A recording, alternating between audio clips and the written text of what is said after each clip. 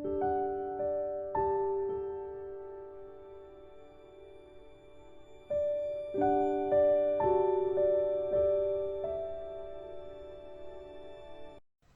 la Edad Media, Roma, Nápoles, Milán, Arezzo, Florencia eran ciudades que tenían problemas de administración, con poco orden y legalidad. Incluso estaban bajo el dominio de reyes extranjeros.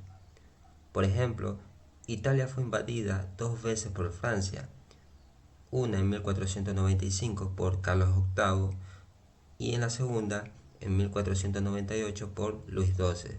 Además, estaba la Casa de Austria, una de las casas reales que ocupó el trono Sacro Imperio Romano Germánico y que también estaba en disputa con los franceses por obtener el control sobre el norte y el sur de Italia. Este tipo de conflictos, invasiones, saqueos y autoridades que trataban de regular estas situaciones turbias o que se vendían al mejor postor, decepcionaba a Maquiavelo. ¿Por qué? Porque si en algún lugar los hombres no son soldados, la culpa es del príncipe y no de la influencia ejercida por el lugar o la naturaleza. Los estados italianos de ese tiempo no eran excelentes en el arte de la guerra, carecían de soldados virtuosos y para Maquiavelo el príncipe o el monarca debe ocuparse del arte de la guerra, ya que es una tarea fundamental dentro del Estado, que ni siquiera en tiempo de paz se debe abandonar. Y para reforzar este capítulo número 21, nos da varios ejemplos, y uno de ellos es sobre Enrique VIII de Inglaterra. Este rey había firmado el Tratado de Westminster, en el que prometía ayuda mutua a España para luchar contra Francia, y en 1513 invade Francia con éxito. ¿Por qué invade Francia con éxito? Porque tenía un buen régimen político y contaba con ejércitos propios. Él no dependía de ejércitos extranjeros, ya que Maquiavelo menciona en El Príncipe que los ejércitos auxiliares o los extranjeros son indisciplinados, luchan por dinero y no por lealtad. Además, las disputas entre Francia e Inglaterra ya venían desde el año 1066. Luego Maquiavelo utiliza una leyenda romana de los Horacios y los Curiacios, que forma parte del primer libro de Tito Livio. El relato menciona que los romanos, habiendo terminado la guerra contra los sabinos, se centraron en conquistar la ciudad de Alba Longa, fundada por Ascanio, el hijo de Eneas. Para no perder tropas y soldados en la batalla, el rey de Roma, Tulio Hostilio, y el rey de Alba Longa decidieron que el combate por las ciudades fuera llevado por 6 hombres, 3 de Roma y 3 de Alba Longa. Por Roma lucharían los célebres Horacios y por Alba Longa la familia de los Curiacios. Los Curiacios siempre luchaban juntos, mientras que los Horacios lo hacían por separado. Esto influyó que al poco de comenzar el combate ya hubiese 2 Horacios muertos y el que quedaba ideó un plan. El plan era divide y vencerás, estrategia que ha perdurado hasta nuestros tiempos. Separándolos, les venció y Roma conquistó Alba Longa. Aquí Maquiavelo, una vez más, nos da un ejemplo de cómo los romanos estaban muy bien entrenados. Estos guerreros virtuosos marchaban 30 kilómetros en 5 horas y cargados con armadura completa. Al terminar la marcha, tenían que acampar y luego volver a entrenar con arcos, flechas, jabalinas, lanzas, espadas y dagas. Toda esta serie de entrenamientos y equipos llevaron a la excelencia militar a la República y al Imperio Romano. Y relacionado con el Horacio que había sobrevivido en esa lucha contra 3 enemigos, es algo formidable. No cabe duda que Maquiavelo quiere rescatar la virtud antigua. Además, la leyenda no termina ahí. Cuando llegó a su casa, el único Horacio que sobrevivió encontró a su hermana llorando porque estaba enamorada de un Curiacio. Y como en la Roma clásica no había nada peor que traicionar a tu pueblo, el mismo Horacio asesina a su hermana. La leyenda de los Horacios se convirtió en el símbolo de las más altas virtudes de la República, enfatizando la importancia del sacrificio personal por el bien de la patria. Después de asesinar a su hermana, el Horacio fue condenado a pena capital, pero su padre pidió indulgencia, argumentando que acababa de hacer un gran servicio a la ciudad. El pueblo, conmovido por las lágrimas del padre y la valentía que había mostrado el joven, se le perdonó la vida. Sin embargo, el pueblo obligó al Horacio a purgar el crimen. Maquiavelo sostiene que en el ámbito político existen ocasiones en que se debe hacer el mal porque la necesidad lo demanda. Se consideró justificable el fratricidio de los hermanos albanos, porque el objetivo de los Horacios era defender a Roma.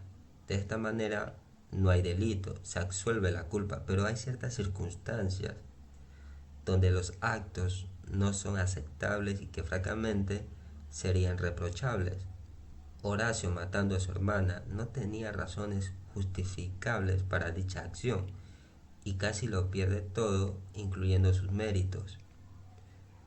Cuando se toman riesgos peligrosos, argumenta Maquiavelo, es más seguro emplear todos los recursos. Los reyes de Roma y el de Alba Longa, Tulio y Metios, respectivamente, no observaron esta regla cuando encomendaron las fortunas de sus ciudades a solo 3 guerreros de cada bando. Si tanto les costó a estos reyes organizar una república, sobre todo el rey de Alba Longa, Metios, debió haber rodeado algunos territorios con sus soldados y atacar a Tulio Hostilio, así hayan perdido los 3 curiacios, porque no hay nada más importante que el engaño. Es decir, los curiacios no debieron arriesgarlo todos con solo 3 guerreros. El plan B era rodear de alguna manera el territorio de Tulio Hostilio y acabar con ellos. Una vez conquistado Alba Longa, Metios intentó ganarse la confianza de Tulio Hostilio, pero fue descuartizado debido a su deslealtad. Otro ejemplo que cita Maquiavelo sobre arriesgar todos los recursos, ya que no queda de otra, es el ejemplo de Aníbal de Cartago, el general cartaginés que utilizó todas sus fuerzas y estrategias para atravesar los Alpes y lograr derrotar a los romanos en la batalla de Tesino, Trebia y también en la llanura de Arezzo. Bueno, quien conoce al enemigo y se conoce a sí mismo vencerá sin ser derrotado.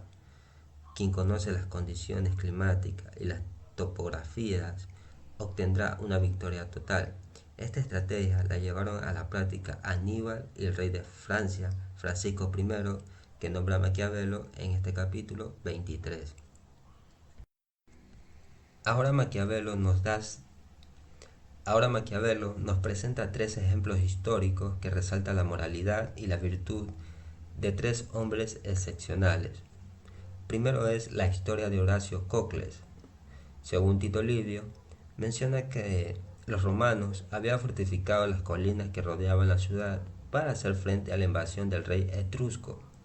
Cocles era miembro de la guarnición y defendía el puente de Suplicio y fue testigo de la caída del Janículo y el avance de las tropas de Porcena. Al momento de la invasión, Cocles insultó a los etruscos y estos tuvieron un momento de indecisión. Cuando el puente finalmente cayó, Cocles se lanzó al río y nadó hasta alcanzar la otra orilla. Los romanos lo recibieron con honores, ordenaron incluso que se le hiciera una estatua dentro de la ciudad y además que recibiera toda la tierra que pudiese arar en un día.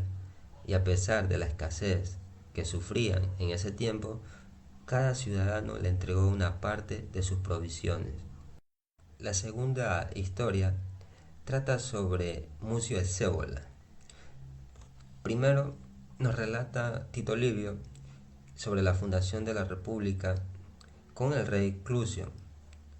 Este rey marchó sobre la ciudad de Roma para restablecer en el trono a los tarquinos expulsados. Después de que las tropas romanas rechazaran un primer ataque, el rey Porcena sitió, invadió la ciudad e instaló su campamento en una llanura a orillas del Tíber de Italia.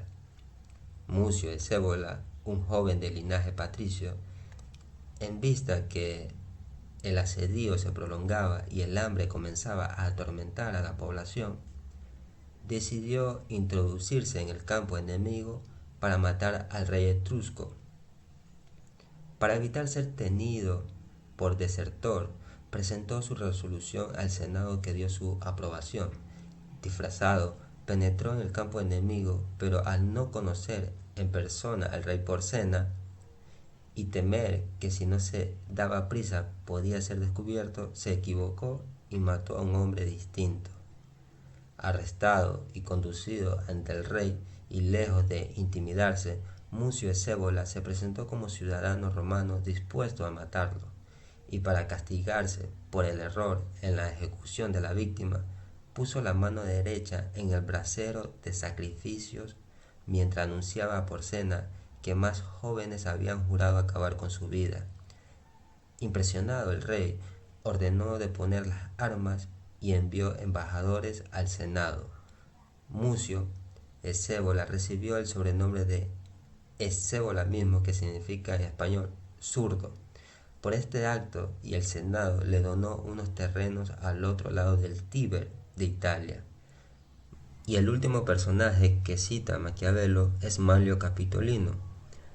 La historia primero trata del ataque de los galos hacia Roma. Al intentar asaltar los galos el Capitolio de noche, los gansos hicieron ruido y Manlio, advertido por ellas, llegó a la muralla y junto a sus vigilantes despeña a los asaltantes. Se le recompensa con el sobrenombre de Capitolino, pero su final, sin embargo, no fue tan feliz. Pocos años después, tras utilizar a la plebe de forma demagógica, fue condenado a muerte y arrojado desde la roca Tarpeia. Ahora, ¿qué representan estos tres ejemplos históricos? Pues bien, representan el tema de la conveniencia de una compensación o equilibrio entre castigo y recompensa. Maquiavelo creía que una república bien organizada nunca debe cancelar los crímenes de un ciudadano simplemente porque la misma persona ha prestado sus servicios al pueblo.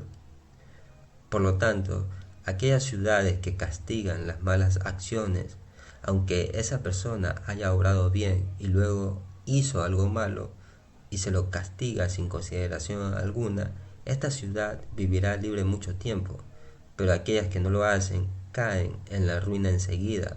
¿Por qué? Porque su rey comienza a convertirse en un insolente y arrogante, debido a que ignora los principios cívicos de aquella ciudad. Y por esta razón Maquiavelo apoya este argumento con tres personajes históricos que ya mencioné anteriormente.